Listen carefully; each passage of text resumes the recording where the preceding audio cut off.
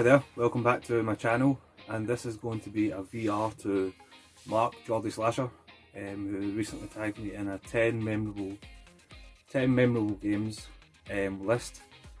So recently I've seen this going around quite a bit. I've seen Retro Ed did his, he did his in his car, it was pissing down with rain, and I've also seen Eddie Rollercore, he's done his 10 memorable games as well. So today I'm going to do my 10 memorable games as well.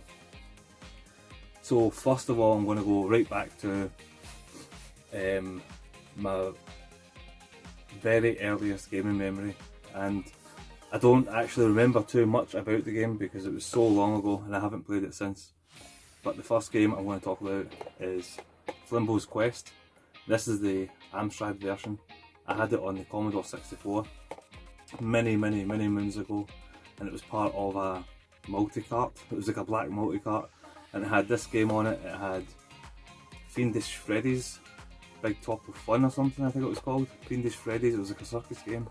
It had Clacks, and it had International Soccer. But Flimbo's Quest, I remember loving this game when I was really wee. But now I don't really remember much about it, but I do remember you could go into like shops. It was like a 2D side-scrolling game. I remember some of the enemies were like little snails and things like that. I remember this big scorpion boss as well on like the first level. You jumped around like wooden platforms and things. I would really like to play this again. I'm sure I could probably get it on my phone through an emulator or something to give it a wee blast. But I remember really enjoying it when I was younger.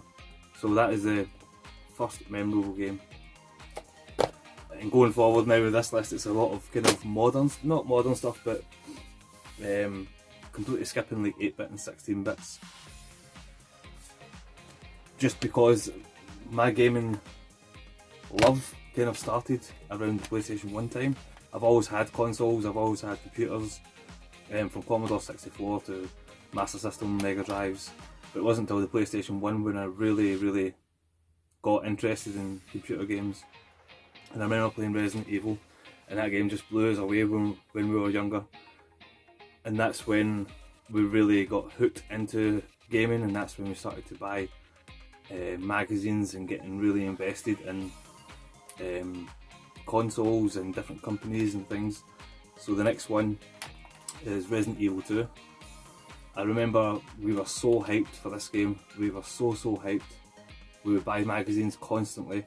I remember my little brother was in hospital getting his tonsils out, and he got a magazine, and not the whole magazine, but the main kind of story was Resident Evil 2 and the big preview of it. And I do believe that when we were reading that magazine, the character was still Eliza Walker, so she was taken out of the game. But yeah, like, I remember this was the first game that we were ever hyped for, like we were ever invested in, and it was so good. My friend Parker, he got it copied on his chip PlayStation months before, I think it was. He got the American version, he got it imported kind of thing. And we were at his house playing it and things like that, and it was just absolutely brilliant. Excellent game. And talking about the Eliza Walker character, I recently seen a media glitch video, and they were doing the pickups, and Radical Reggie picked up Resident Evil 1.5, which is a fan-made kind of copy of Resident Evil 2, and it's still got Eliza Walker in it, so that's pretty cool that that's out there. I think he said it was still a bit buggy, like it wasn't like a finished product, but it's pretty cool that that's out there. So Resident Evil 2 is my next gaming memory. The next one up is, now it's this game, but it's also the kind of sequel, the second one afterwards, and it's Wrestlemania 2000 on the N64. So me and my pal Pushy and my little brother and my pal Parker, we used to play this all the time at Pushy's house. We used to skip school and go around and play it, creating our characters and running through the career mode. It was absolutely brilliant. It was so cool, and it was such a big jump for me personally anyway, from like, what was it, WWF Warzone and Attitude. I mean, those games were good, but this game was just like so much better, so much, it controlled better, it looked better, it was just so much better. But we used to play this, we used to plunk school, go to my friend's house because his dad would work in, he was working in Nestle at the time, and his mum was like a nurse. So he used to always have like a free house all the time. And we used to go there and play Wrestlemania and play Championship Manager. So there's another game actually, Championship Manager. But we play like 4-player on Championship Manager, so we just kind of rotate the kind of days and weeks until your next match, and then we'd play this on the kind of career mode and just jump in and out.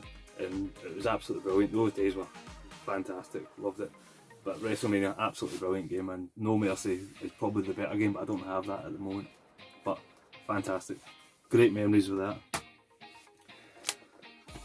The next one was, so back in the day, my pal Parker, he got a PlayStation 2 before all of us, and he got it then like a week later. He asked me if I wanted to borrow it, and I was like, aye, absolutely, definitely.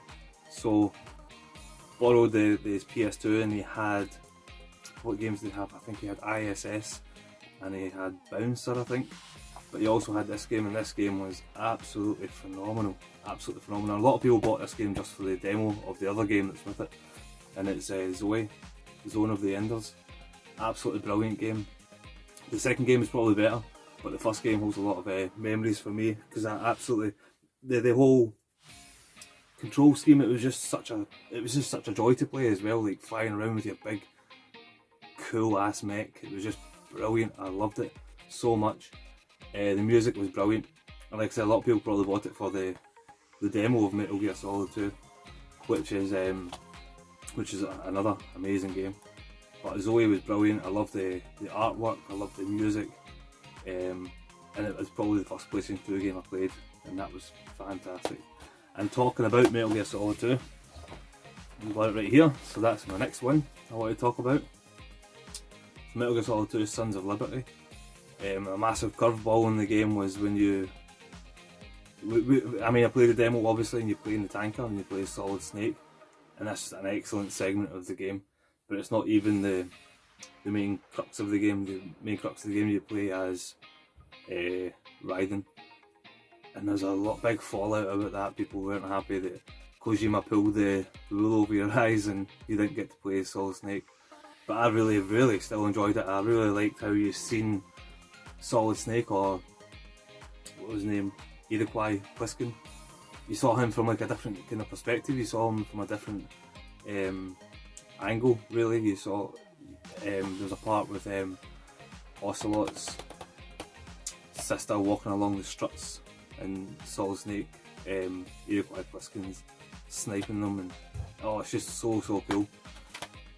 But the really nostalgic thing was we bought a magazine. I think it was probably PSM2 we bought. I think it was PSM2. And it came with a VHS. I remember them, a VHS of Metal Gear Solid 2.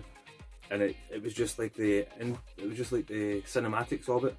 But we played that constantly. It was constantly in a VHS player playing over and over. It was brilliant, and the music by Harry Gregson Williams. He was a big name in composing music for movies at the time as well, and I'm sure he still is.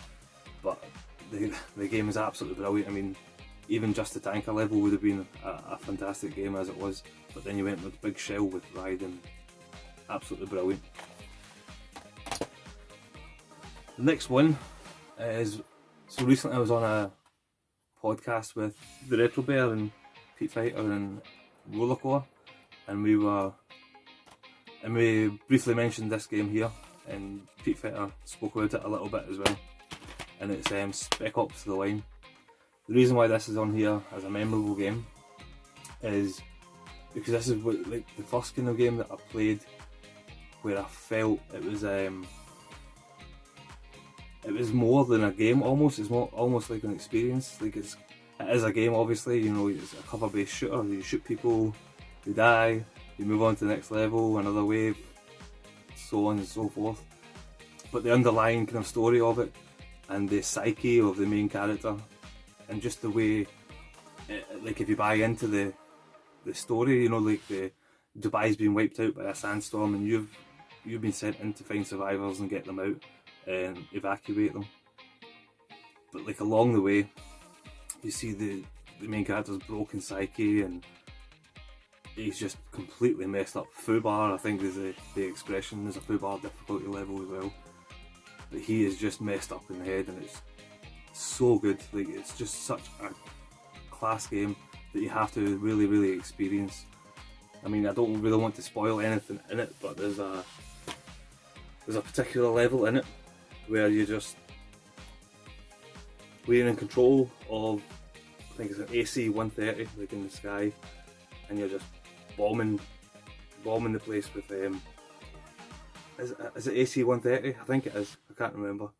I'm gonna get mixed up with Modern Warfare. I can't remember. But I remember that it was that kind of viewpoint, and you're firing white phosphorus into all these enemies, and then like the fallout after that level is just kind of, it makes your jaw drop at the time. It was fantastic, and that's the first kind of game that really did that with me. Like, just really kind of overstepped the mark of being a game. It was more of an experience. It was absolutely brilliant, and highly recommend that game. It's been talked about a lot as being a hidden gem or underrated, but it's absolutely brilliant. I know Paul Link Northerner, he loves it as well, and Mark Jody Slasher loved it too. The next games I don't have physical copies of, but I'll speak about them anyway, just really quickly. So the first one would be, and these are all fairly modern, like up to date kind of games. So the next one would be Astrobot on the PlayStation VR. It's just absolutely phenomenal. I mean, I'm a big fan of the VR. I know a lot of people are not into it so much, but it's just such a, it's almost like a next step in gaming, like in the sense, like, so Astrobot is like a 3D platformer, almost in the vein of Mario 64, but you're like, oh my god, how do I explain it now? You're like overlooking little Astro, and you're running around, but the world's just so well made and well constructed. Like, you have to kind of like duck to the side to have a wee look around the corner, and then you can move him around the corner to go and get a collectible and things. It just obviously adds a different dimension to the game itself, and it's absolutely brilliant. And I'd really like to go back to actually to try and get the platinum. I don't know if it would be too difficult, but I really want to play through it again. It's absolutely brilliant, and VR, I'm a big fan of VR anyway, and yeah, Astrobot has to be up there with a memorable game for me. The next one would be Horizon Chase Turbo. So that's a game that me, the missus Caitlin and Jay, we used to play it all the time, every day after our dinner. We would play that like through lockdown, and it was the music, the graphics, the controls are not difficult. It's quite a simple game to pick up and play, and we played it to death. We played it and played it and played it, and we, as a family, it was the first game that we platinumed together, and it was first and only, game that we platinumed together. It was absolutely brilliant, and the sense of achievement that the three of us got, like we were all proud to get it because we absolutely loved it. It was just absolutely fantastic. I felt like I wanted to say something else about it though, but I can't remember. There's a couple of trophies you have to get, because you have to go through like series. So you get I can't remember exactly, but like a 14 race series. You can beat that, you get a trophy. Then you get a 36 race series, and you beat that, and you get a trophy. And then there was the last one, like a 78 race series. And I remember we were playing it all together, like passing the pad at this point. And we got up to like the 70th race, and then you have to finish third to progress, I think it was. And I passed the controller to the missus, and I went outside to have a smoke. And I came back in, and she said, "You'll never guess what." and she said I came fourth, and I was absolutely gutted, and she was gutted as well. So we had to start that series again. She let the team down, but eventually we got it. And then we've released obviously the Ayrton Senna add-on, which we've not played much of actually, to be honest. We should probably get back onto that. But yeah, Horizon Chase Turbo, absolutely great game, a nice wee family game as well. Next one again is another kind of, in fact the next two are kind of family games that we played together. And the next one is Knowledge is Power, which is a PlayLink game. So you have to use your phone or your iPad, and it's like the PlayStation 4's version of Buzz, pretty much. And we play that with whenever Caitlin's mum, when she comes up to visit. She comes up every other weekend or something, every other Sunday. And we always play it without fail, like every time she's here. And it's always boys against girls, so it's Caitlin and her mum versus me and Jay. And I feel kind of hampered by that, so I'm not salty or anything, I just feel like it's a bit unfair, to be honest with you. However, we have won a couple of games. Me and Jay have won a couple of games, and they hate it when we win. But when we do get down to the last couple of rounds of the game, and if we are getting beat, Jay will leave me. We'll sit on the couch, and Jay will leave me and join their team. He's a wee glory hunter. He's a wee shite. But Knowledge is Power, what again? It's just so cool. It's a nice game to bring people together and just have a good wee laugh. And I think you can go up to 8 players on it. So it's a brilliant little party game if you're all having like drinks and people around, and you just download the app and you play Knowledge is Power. And I'm sure it was free with PlayStation a while ago. I think that's how I got it. I don't think I paid for it. And then the next one is probably something that I'll probably get crucified for, but a game that we play again as a family. I don't have the physical game, but I do have this, and it's Fortnite. We absolutely love Fortnite. Fortnite's a class game. I don't really care what anybody says. I think it's a really, really good, solid shooter. We will play it downstairs in the big telly. Jay will play it on his Switch, and then Caitlin will play it on the big telly. Then I'll bring Jay's telly from his bedroom, bring it downstairs, sit it in the kind of toy box, and hook up the Xbox One to it. So the three of us are playing, sitting on the same couch, but with 3 different screens. And it's just lovely. It's a wee cosy game. We all sit on the couch with a duvet over us, and we play it for hours and hours and hours, and it's brilliant. It's just such a nice little escape. But apart from playing it with the missus and Jay, I used to play it quite a bit as well with some friends, and Caitlin would play it with her friend as well sometimes. And as well as being a decent game, a decent shooting game, it's a sociable tool as well. You know, you get to just jump on with your pals and you talk about whatever you want to talk about your day at work, you talk about your plans for the next time you meet up and things. It's a really, I do like Fortnite. And then, sorry, I think this is the 11th one. I put in an extra one, and that was a game that I don't play because I'm rubbish at it. Is Cuphead. So Jay is like a little maestro at Cuphead. He's 200%ed it. I've spoke about it loads of times, so I'm sorry if I'm boring you, but he is an absolute beast at it.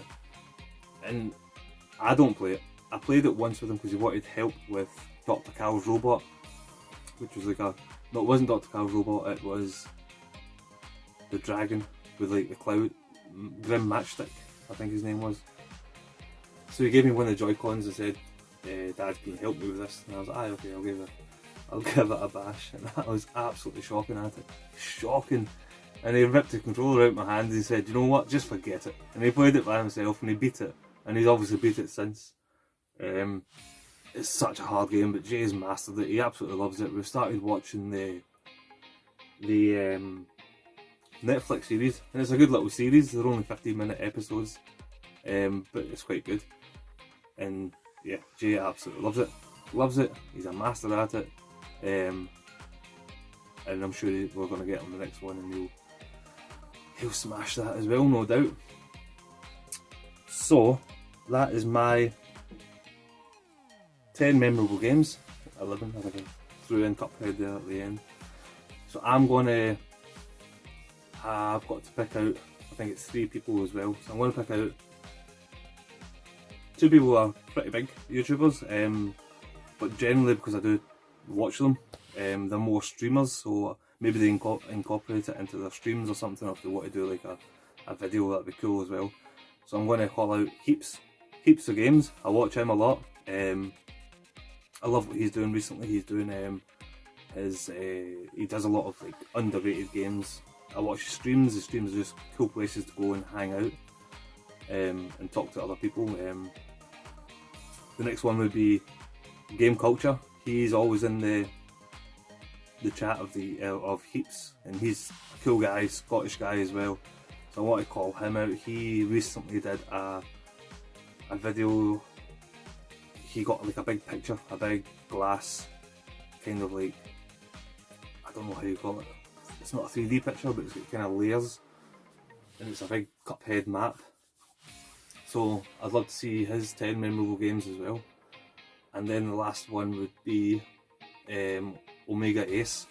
So he's another streamer that I watch as well, and I love hanging out in his chats. He's been doing, so he started doing this, it's like a wrestling, he's created loads and loads of wrestlers based on YouTubers, and he's doing like fights with them and things like that. LLE, I think it was, and that's pretty cool. He's done a wee character for me, he's done a character for Geordie Slasher. I've recommended a couple of people, and hopefully we'll make some characters for them, because I think they would love it, because they're wrestling fans as well. But also he's been playing a lot of Super Famicom, but it's like the card. I've never seen it before, I didn't really know what it was, but it was interesting watching what he was playing and what he was doing. And he's a very interactive person as well, and he will chat to his comments, he will answer your questions. But yeah, so Heaps, Game Culture and Omega Ace, those are the 3 people I would love to see their memorable games for. Anyway guys, thank you all very much for watching. I hope you're all doing well, and take care. Cheers, bye bye.